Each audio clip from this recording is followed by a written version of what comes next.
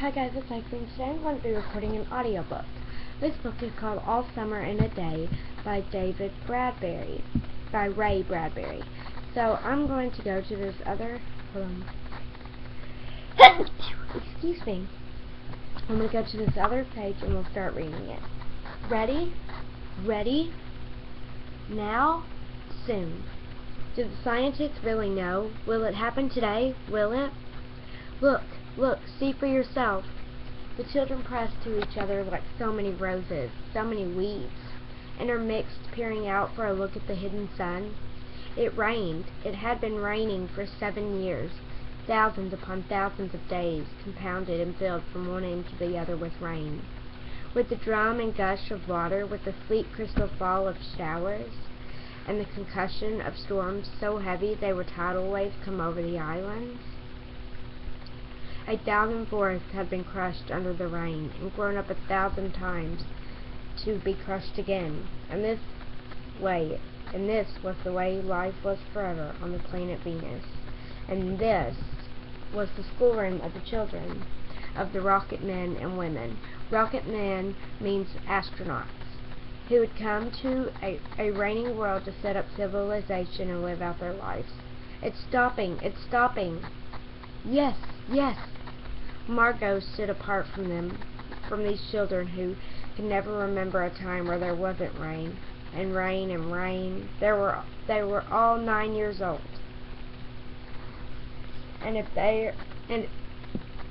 Rain. They were all 9 years old. And if there had been a day 7 years ago when the sun came out for an hour and showed its face to the stunned world, they could not recall. Sometimes at night she heard them stir in remembrance, and she knew they were dreaming and remembering gold or a yellow crayon, or a coin large enough to buy the world with. She knew they thought they remembered a warmness, like a blushing in the face and the body and the arms and legs, and trembling hands. But then they always awoke to the tatting drum, the endless shaking down of clear bead necklaces upon the roof, the walk, the gardens, the forest, and their dreams were gone. All day yesterday they had read in class about the sun, about how like a lemon it was, and how hot, and they had written small stories or essays or poems about it. I think the sun is a flower that blooms for just 1 hour. That was Margot's poem. That was Margot's poem, read in a quiet voice in the still classroom while the rain was falling outside. "Aw, you didn't write that," protested one of the boys. "I did," said Margot, "I did." "William," said the teacher. But that was yesterday. Now the rain was slackening, and the children were crushed in the great thick windows. "Where's teacher?" "She'll be back." "She'd better hurry, we'll miss it." They turned on themselves like a feverish will, all tumbling spokes. Margot stood alone. She was a very frail girl, who looked as if she had been lost in the rain for years, and the rain had washed out the blue from her eyes, and the red from her mouth, and the yellow from her hair. She was an old photograph dusted from an album, whitened away, and if she spoke at all, her voice would be a ghost. Now she stood separate, staring at the rain in the loud, wet world beyond the huge glass. What are you looking at?" "What are you looking at?" said William. Margot said nothing. "Speak when you're spoken to." He gave her a shove, but she did not move. Rather, she let herself be moved only by him and nothing else. They edged away from her. They would not look at her. She felt them go away, and this was because she would play no games with them in the echoing tunnels of the underground city. If they tagged her and ran, she stood blinking after them and did not follow. When the class sang songs about happiness and life and games, her lips barely moved. Only when they sang about the sun and the summer did her lips move as she watched the drenched windows. And then, of course, the biggest crime of all was that she had come here only 5 years ago from Earth. And she remembered the sun and the way the sun was and the sky was when she was 4 in Ohio, and and they had been on Venus all their lives, and they had been only 2 years old when last the sun came out, and had long since forgotten the color and heat of it and the way it really was. But Margot remembered. "It's like a penny," she said once, eyes closed. "No, it's not," the children cried. "It's like a fire," she said, "in the stove." "You're lying, you don't remember," cried the children. But she remembered, and stood quietly apart from all of them, and watched the patterning windows. And once a month ago she had refused to shower in the school shower rooms, had clutched her hands to her ears and over her head, screaming the water mustn't touch her head. So after that, dimly she sensed it. She was different, and they knew her difference and kept away. There was talk that her father and mother were taking her back to Earth next year. It seemed vital to her that they do so, though it would mean the loss of thousands of dollars to her family, and so the children hated her for all these reasons of big and little consequence. They hated her pale snow face, her waiting silence, her thinness, and her possible future. "Get away!" The boy gave her another push. "What are you waiting for?" Then for the first time she turned and looked at him. And what she was waiting for was in her eyes. "Well, don't wait around here," cried the boy savagely. "You won't see nothing." Her lips moved. "Nothing," he cried. It was all a joke, wasn't it? He turned to the other children. "Nothing's happening today, is it?" They all blinked at him, and then, understanding, laughed and shook their heads. "Nothing. Nothing." "Oh, but," Margot whispered, her eyes hopeless, "but this is the day the scientists predict. They say they know the sun." "All a joke," said the boy, and seized her roughly. "Hey, everyone, let's put her in a closet before teacher comes." "No," said Margot. Falling back, they surged about her, caught her up, and bore her, protesting and then pleading and then crying, back into a tunnel, a room, a closet, where they slammed and locked the door. They stood looking at the door and saw it tremble from her beating and throwing herself against it. They heard her muffled cries. Then, smiling, they turned and went out and back down the tunnel just as the teacher arrived. "Ready, children?" She glanced at her watch. "Yes," said everyone. "Are we all here?" "Yes." The rain slackened still more. They crowded to the huge door. The rain stopped. It was as if in the midst of a film concentrating an avalanche, a tornado, a hurricane, a volcanic eruption, something had first gone wrong with the sound apparatus. Thus muffling and finally cutting off all noise, all of the blasts and repercussions and thunders, and then second ripped the film from the projector and inserted in its place a peaceful tropical flag, which did not move or tremor.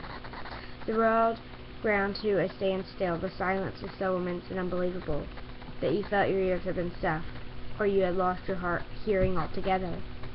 The children put their hands to their ears. They stood apart.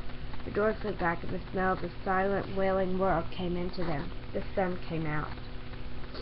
It was the color of flaming bronze, and it was very large, and the sky around it was a blazing blue tile color, and the jungle burned with sunlight as the children, released from their spell, rushed out yelling into the springtime. "Now don't go too far," called the teacher after them. "You've only 2 hours. You know you wouldn't want to get caught out."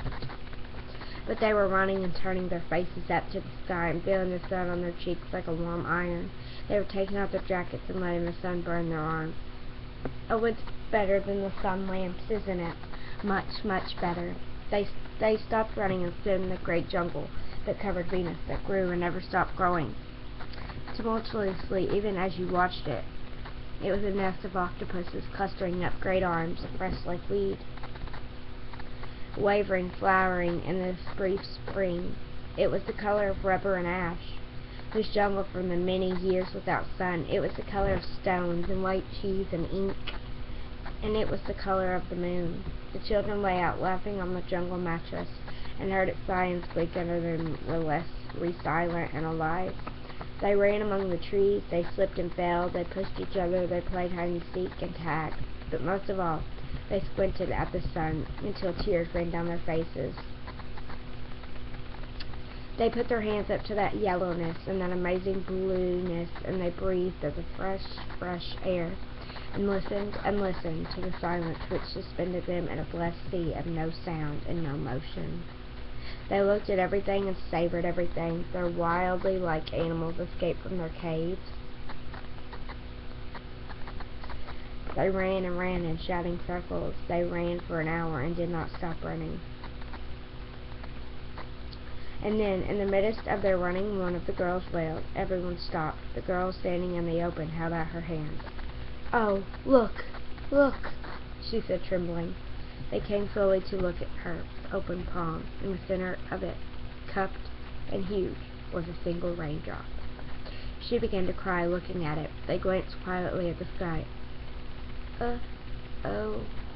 A few cold drops fell on their noses and their cheeks and their mouths. The sun faded behind a stir of mist. A wind blew cool around them. They turned and started to walk back toward the underground house, their hands at their sides, their smiles vanishing away. A boom of thunder startled them, and like leaves before a new hurricane, they tumbled upon each other and ran.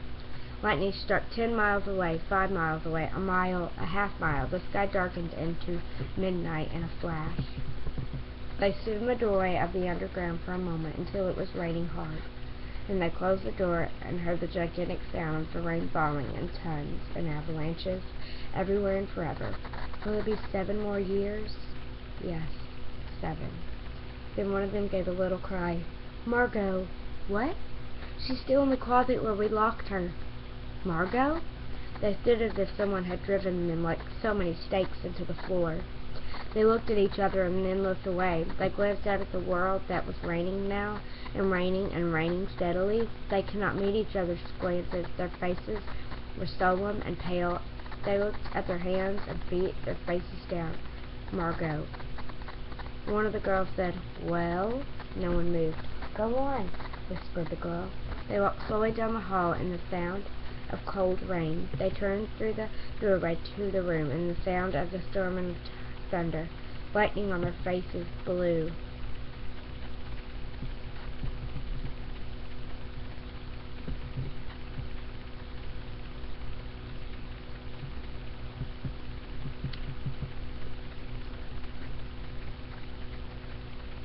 In the sound of the storm and thunder, light and terrible. They walked over to the closet door slowly and stood by it.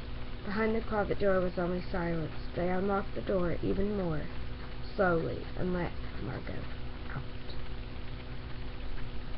That is all that's on here that I've seen now. But what I'm going to do is I'm going to go back and I'm going to see if I can find the rest of the story. Okay.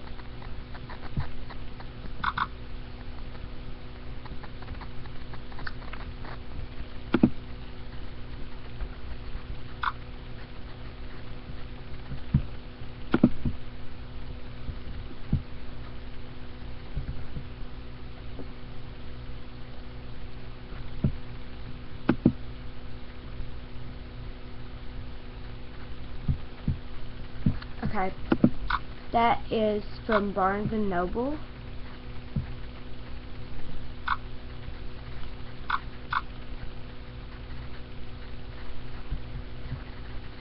Here.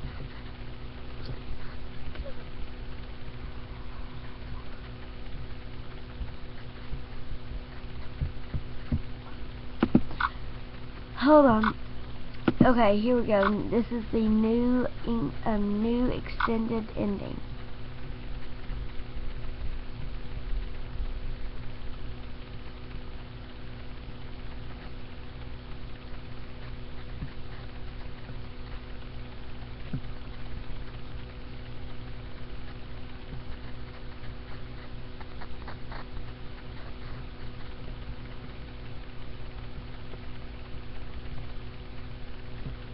Alright guys, so what I'm going to do now is what this is this is a thing from sites cdnis.edu.hk.com, and this is a contest. Now I'm not going to enter the contest. I'm just going to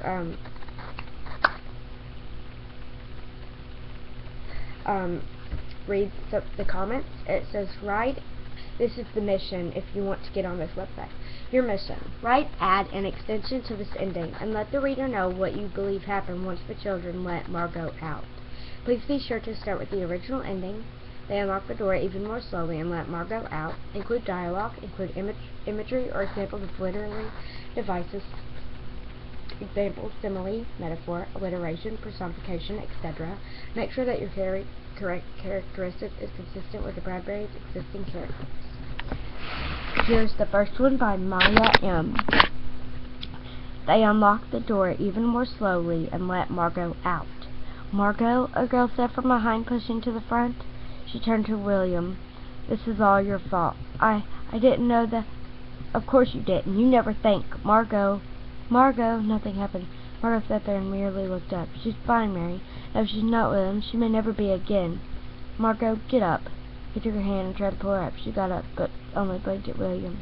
The sun, she said, finally turning and looking at the class. What did you do to it? She almost whispered.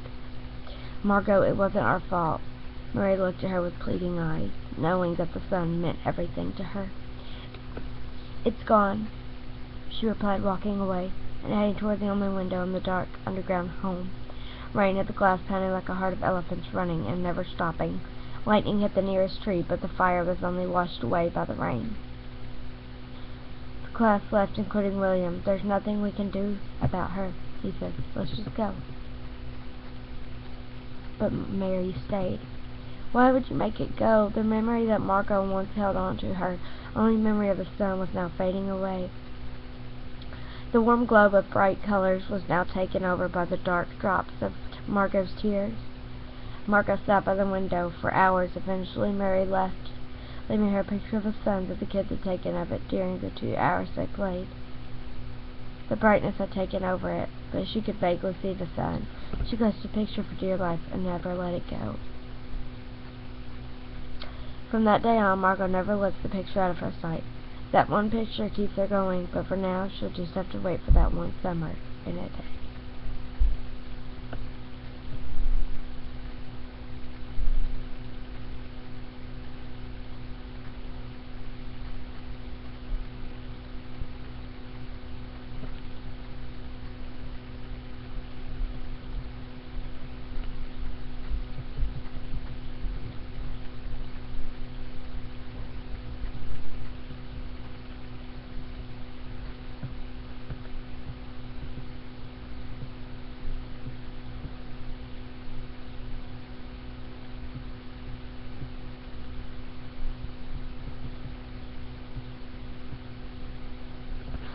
This one is by Nick L. They unlocked the door even more slowly and let Margot out. The door slowly creaked open and the kids peered into the darkness and lonely closet, and there was a girl with a shirt full of tears and a heart full of fears. She came out but was covering her eyes because of the long exposure to darkness, and she fell to the floor, blacking out. After a few moments, she merely opened her eyes, only seeing other kids' faces peering at her and asking her if she was okay. Margot, are you okay? We were too excited that we ran out the door and forgot to let you out of the closet. When Margot tried to get up, a few students came over to help her, but she just pushed them away. Get out of here. Don't touch me. You're not my friends. You locked me in a closet, and I missed my chance to see the sun that I've been waiting for my whole life, she roared. She walked out of everyone's way and then looked William in the eye, saying, William, oh William, what are they ever going to do with you? Margot's eyes were turning as red as the devil, and her face suddenly became dark, and then this evil thought came to her mind.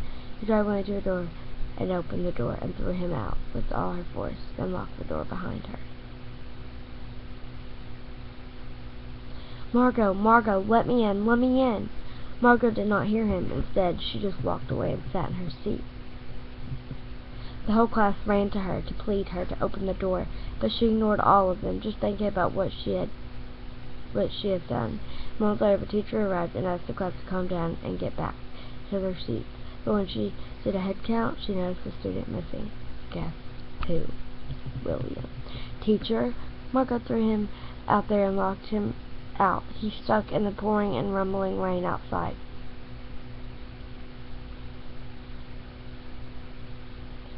Isabella cried. In a flash, the teacher went to the door, but saw no one outside. No trail marks, no body shadow, no nothing. He's gone. Margot felt guilty, but didn't nothing. She stood in the doorway, looking and trying to find him. But it was just a rainy and stormy picture, full of dust and darkness. She opened the gate to darkness and walked out, but after some time she never returned. 1 hour, nobody. 2 hours, nobody. They were never seen again. 7 years passed and they still never returned, but the kids were sure Margot and William were looking at the sun and enjoying every moment of it.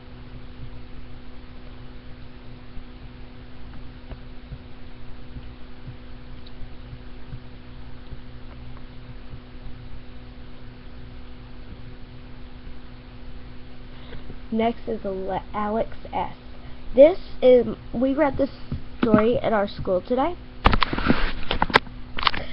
and we had some kids, and when we finished it, and at the very last part, they slowly opened the door and let Margot out. Our teacher, Miss Robbins, we're in 6th grade. She's like, okay, I know what you guys are gonna say. What you guys are probably thinking is that she's dead. Well, you know, that is a possibility, but maybe she's not. I mean, they did hear silence behind the door, but, you know, that doesn't mean anything. So this next story is, this next one that was written, the ending, is about Margot, if she survived, and if she didn't. This one is about her not surviving. And this one is by Alex S. They unlocked the door even more slowly and let Margot out. They saw nothing at all, until all of a sudden a body fell onto the ground, hidden by the assortment of items inside of a closet. "Are you okay, Margot?" asked the boy. "She's not moving," shrieked the girl. "I think we just killed Margot," a few of the kids whispered. They were nervous, frightened, petrified. "What if the teacher comes in?" a kid asked. "Then we drag her back into the closet," William exclaimed. "That's not nice," a boy said. "Well, what else then?" William surveyed. "We should bury her," a kind girl informed. "That's the nice thing to do," a kid agreed. "William, go bury her. You had the idea. You got her killed." "Fine, I guess it's my responsibility, right? But where? Outside. It's raining out there," he responded. "Wear a jacket then." "Fine, but don't tell the teacher, okay?" William grabbed a jacket off the hook and started to drag the insane body of Margot across the floor. About a few minutes of dragging, he was almost there. William was frightened for the first fact of killing a small, innocent classmate, and the second for the teacher finding out. He looked back. The teacher must have gone to the washroom or something, because she was gone for a few minutes already. William finally got to the door. Tired of pending, he opened the rusty, squeaky door into the universe. He surveyed the area. He found a nice clean place under a few plants to bury her under. He ran over, trying not to get wet, for the teacher might know what he did. He arrived at his destination, started to dig with his bare hands. He dug fast. The whole class was nervous.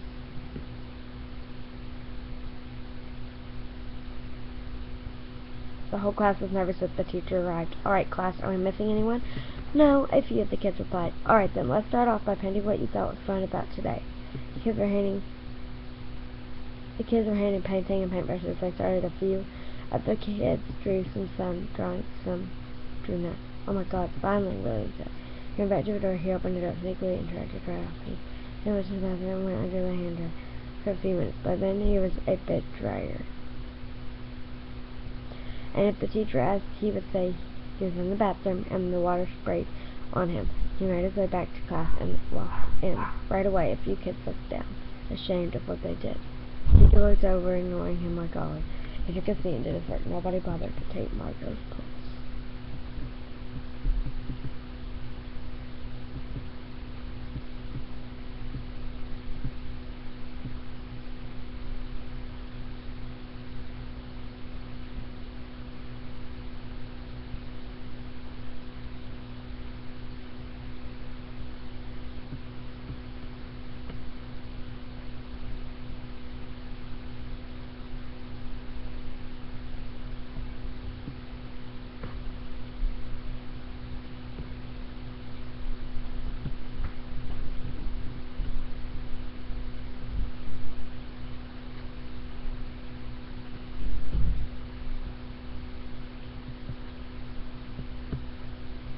This one is by Tomoka. Behind the closet door was only silence. They unlocked the door even more slowly and let Margot out. Margot suddenly ran as fast as she could, like a tiger. When she passed the door, she knocked into William. "Wow! Watch it, little girl. Who did you just knock down?" Margot didn't say a word and just ran and ran and ran. Then she was running like a cheetah, so she did not see the teacher walking past by. "Margot, why are you running? Please stop running." Then Margot tried to stop but kept on running, and she tripped on a little rock. She started to cry, but tried not to make any sound at all. Then William came out and saw Margot and said, "Look who's crying, it's Margot." "Stop it, just leave this area now, please, in the classroom. I will be there soon," said the teacher. So William nodded like a pig and left. Margot had twisted her right ankle, but did not tell the teacher. She wanted to call her parents, so as confident as she could, she said, May I please use the phone?" "Why? But, sure," said the teacher.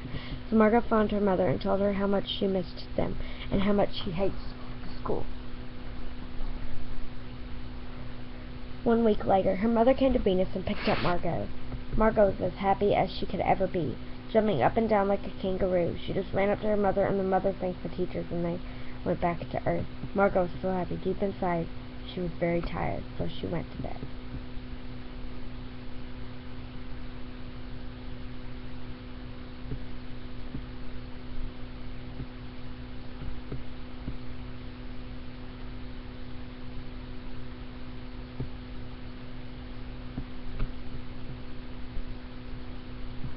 This one is by Ludo T. The student slowly this one did not say where this one does not say. Slowly they opened the door and let Margot out. This one does not say that. The student slowly shuffled down the lit hall. William put his hands firmly on the knob. It was cold, unforgiving, and threatening. "We are not letting her out. She would only tell teacher." But the group rose up against him this time, surging past him like a determined wave.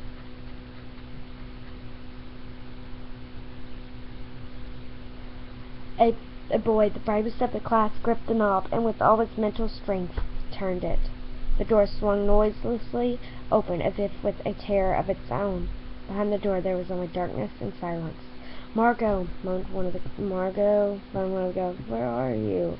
Silence. The girl pushed past the others and began searching the closet. After a minute of frantic search, she turned to the others, where they stood, as if anchored by a chain. "She's not here," the girl said, aghast. The students scrambled into the room to help look for Margot. Suddenly, one of them let out a harsh, high cry. "I found her, but she's hurt badly." The students scrambled around and saw a girl, Margot, cut, bleeding, and unconscious.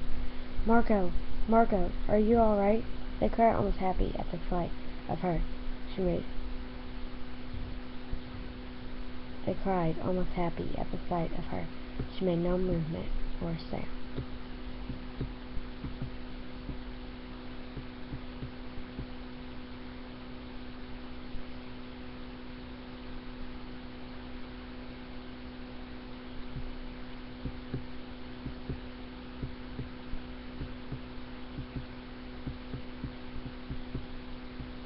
This is by Ines. They unlocked the door even more slowly and let Margot out.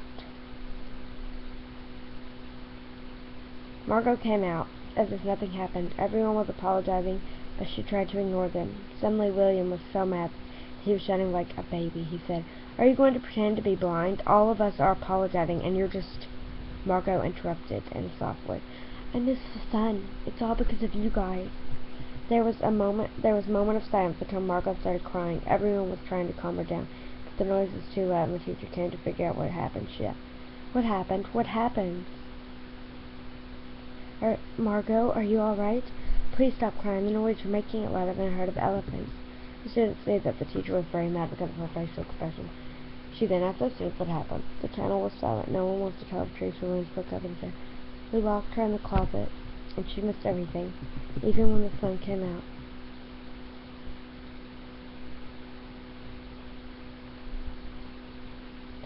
The teacher was shocked and immediately phoned Margot's parents, telling them that they needed a talk.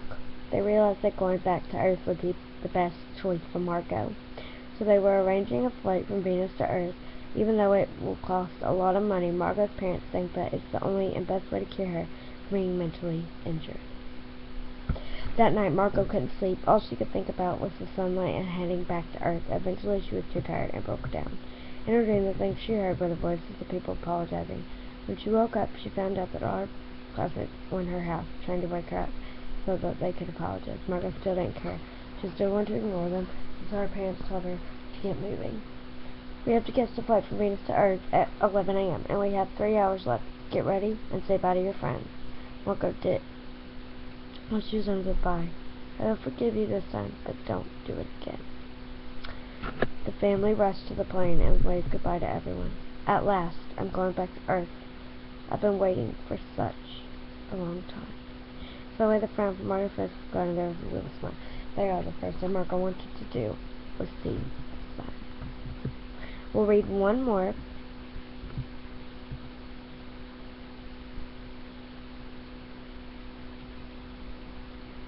Ooh, this was very, very horrible. This is Nathan. They unlocked the door even more slowly and let Margot out. They looked inside and saw a little girl sitting inside with her hair ripped off her head. Whew. William was scared. Margot, asked William with fear in his eyes. Are you all right? Margot looked into him in fearful eyes. I'm all right, with a crazy waitress voice, and she kept saying it again and again. I'm all right, I'm all right. She ran at him like a bullet darting into a red cloth. William helplessly couldn't do anything, so he just stood there. She was getting closer and closer, then she stopped just once near me. She was so close that William could hear her breathing. William was so scared. Then, at that moment, he didn't hear anyone breathing, and saw Margot fall to the floor. William scared. Help, help, somebody, help. Anybody? The teacher came running and saw Margot on the floor and gave William the look of death.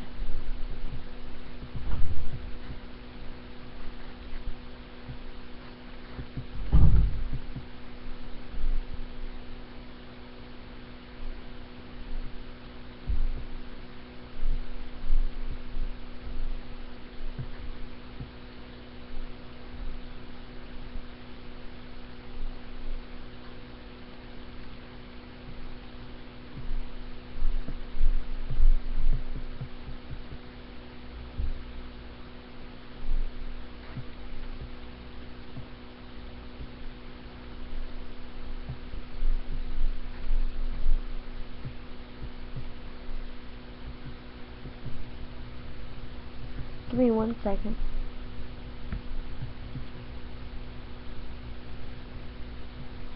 Okay, this is the last one. Isabel. They unlocked the door even more slowly and let Margot out. They looked inside the dark, damp, empty closet. All they could see was a small figure huddled in a ball-like shape, shivering in fear, making slight whimpers with eyes staring into nothingness, and a pale, damp, blank expression painted on its face. She looked like a lost puppy who had been beaten too many times, or a child abandoned with nothing to survive, or like she was a small girl left in an empty, damp, dark closet with no light and just the hope of seeing the sun again. Margot? One girl asked quietly. Margot? Another repeated with slightly more force. Margot? There were no answer, just the sound of the slight whimpers.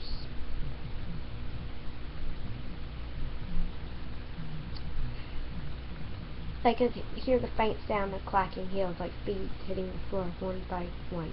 Then the teacher walked in, wondering why everyone was huddled by the closet. She rushed over. Oh no!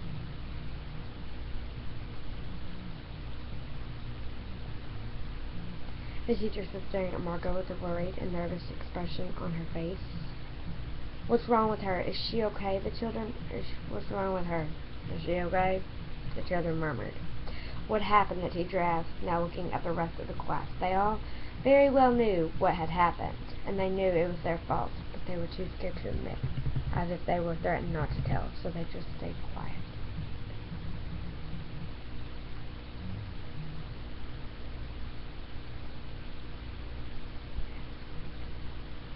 That's when the small and huddled figure started moving. Margot emerged from the closet as if she was awaking from 100 years' sleep. She told the teacher the whole story, from the beginning to the end, not missing a single detail. It was like she had memorized everything, or had spent the whole time she was stuck in the cell-like closet thinking about what had happened.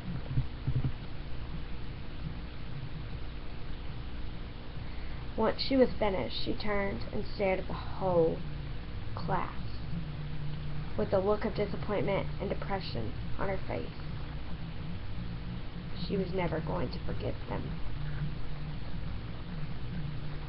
She was never going to forgive them. "Come on, Margot. Let's go see your parents," the teacher said. She led Margot out of the classroom and down the hallway. It seemed to stretch on forever, like a hallway of mirrors.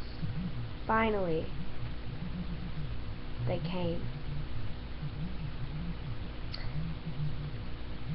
to a door. The teacher knocked, and Margot's parents came out.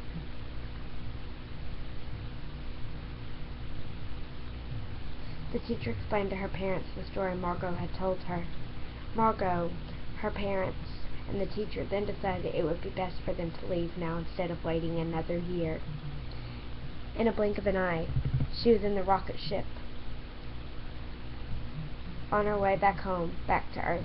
But as it took off, she gazed back at Venus and knew she would never forget the rain.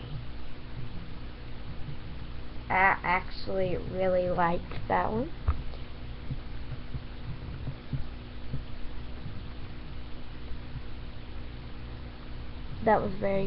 I like that one a lot.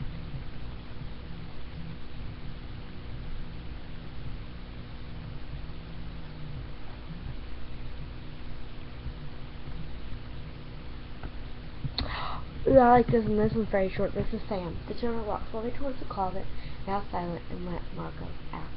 "Margot? Where is Margot?" said the teacher. "I did it," silly Anne. "Did what?" "I was the one who locked Margot inside the closet, not the others." "Why did you do it? You are in big trouble, mister. Margot, are you okay?" 5 hours later. Margot was in the class and still not awakened. "Is Margot going to be okay?" said William. "Margot," said the children, crying. "We are sorry." Suddenly Margot awakes slowly and says, "Who am I?"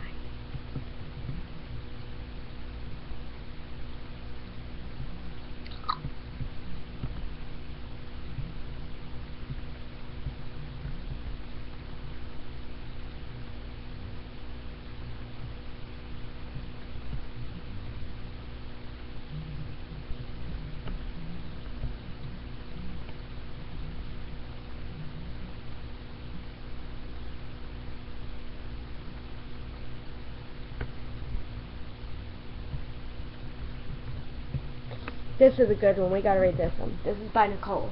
They unlocked the door even more slowly and let Margot out. The children looked at Margot. She lay motionless on the icy cold ground, like a sleeping turtle. Just a split second. Just at the split of a second. The kids instantly ran up to Margot like a group of anxious bees. They shook her back and forth, but still there was no movement in Margot's body. Everyone stood there with their pale red faces with the tint of guilt in each of their faces. "Oh no, oh no, oh no, what have we done? Teacher, help!" yelled the girl, perturbingly.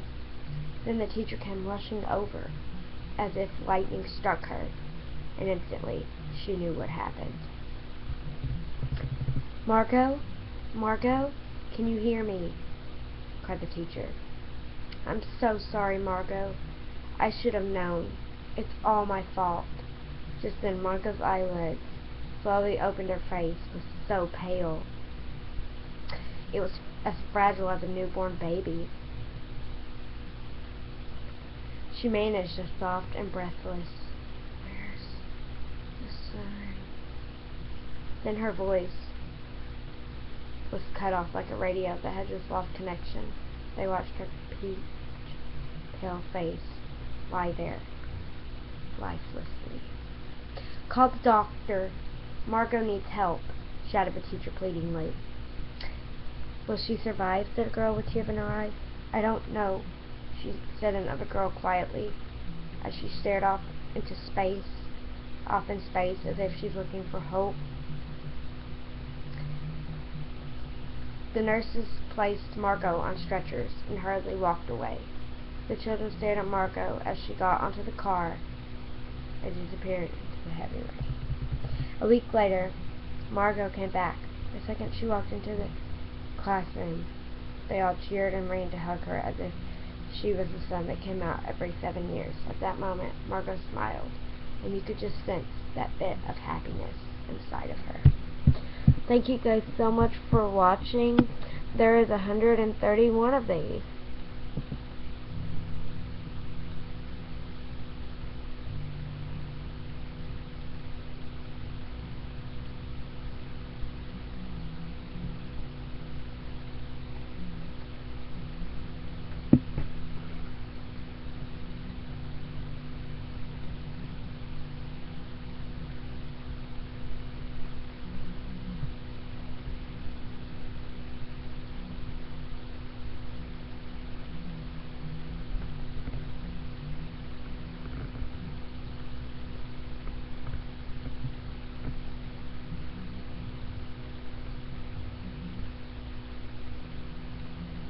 There is a movie, and I'm going to go watch it now. It's actually on YouTube, which is what I'm doing right now. And the book is called All Summer in a Day, and the movie's in like 8 parts, I think. But thank you guys so much for watching. And this book, like I said, is on Bradford.com/All Summer in a Day. You guys should really go watch it. And I'll do a video later after I watch the movie, telling if I enjoyed the movie or not. So yeah. So you guys have a nice day. I'm gonna go make some bracelets while I watch this movie. Bye.